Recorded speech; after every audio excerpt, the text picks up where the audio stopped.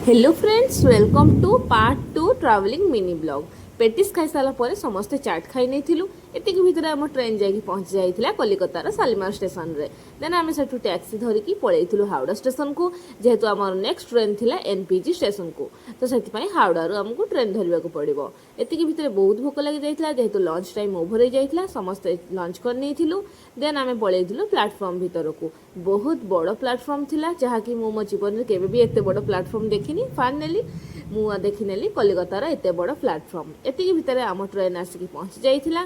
सेठी बसिकी मु गोटे green tea P नेइथिली। जेहेतु लंच टा ओवर टाइम रे हेइथिला, मु रात रे किछि न खाइकी सोई जाइथिली। उठिला बेलକୁ देखे तो आमे पहुंची जाइथिलु एनपीजी स्टेशन रे। फाइनाली आम डेस्टिनेशन रे आमे पहुंची जाइथिलु। सेठी गोटे ग्रुप फोटो उठेई मॉर्निंग रो ब्रेकफास्ट करी आमे बाहर जाइथिलु आम होटल को। आपण माने जानि पारथिबे आमे कोठी जाउछु। Wait for part 3।